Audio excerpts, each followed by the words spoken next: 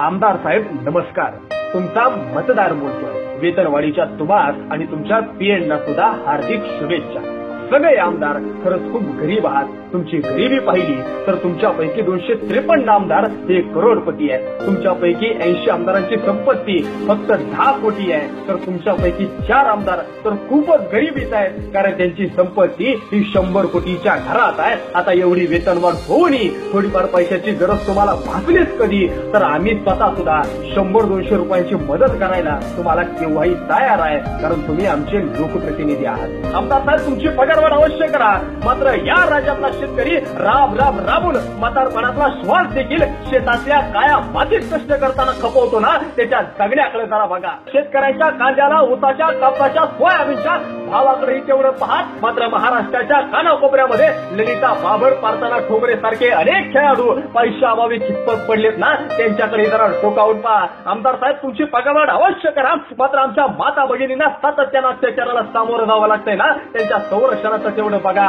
सावित्री सारख्या पुलासारखे अनेक पूल या महाराष्ट्राच्या अनेक ठिकाणी आहेत. ते पूल कधी कोसळण्याच्या स्थितीत आहे, त्या पुलांच्या गुणवत्तेकडे कधीतरी पहा. जी येणारी पिढी आहे ना, ती जिल्हा परिषदेच्या शाळांमध्ये मोडलेल्या वर्गामध्ये बसली आहे ना, त्या वर्गाकडे जरा लक्ष द्या.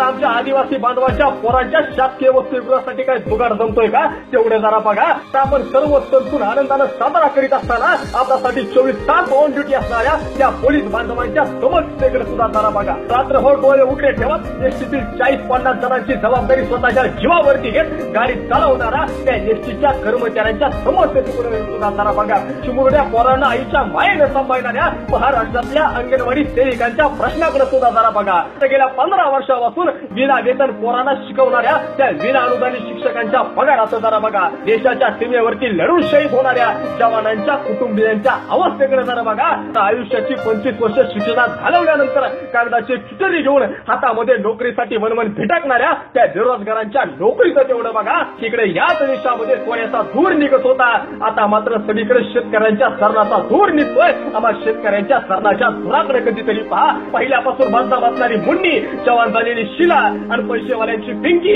यांच्या नादी लागून स्वतःच्या अब्रूची लक्तर रेषेवरती टांगणाऱ्या आणि स्वतःच्या ध्येयाकडे धावण्यापेक्षा कुठल्या तरी पॉकीमॅनच्या शोधात धावणाऱ्या तरुण पिढीच्या कल्याणाकडे जरा बघा. तर लोकशाहीचा चौथा स्तंभ असणाऱ्या माध्यमांच्या प्रतिनिधीवरती सातत्याने हल्ले होत आहेत, त्या पत्रकारांच्या जीवाकडे आणि त्यांच्या मानधनाकडे जरा बघा. आमच्या झोपडीत कितीही पाणी घुटलं तरी आम्हाला चांगलीच झोप येते. रस्ता, वीज, पाणी कसली जरी समस्या असली तरी आता आमची काहीच तक्रार नाहीये तुमच्याकडे. पण तरी हक्कानं सांगतो, आम्हीच टॅक्स द्यायचा, आम्हीच गॅसची सबसिडी सोडायची, आम्हीच टोल भरायचा, सगळं काही आम्हीच करायचं आणि पगारवाढ मात्र तुमची काओ.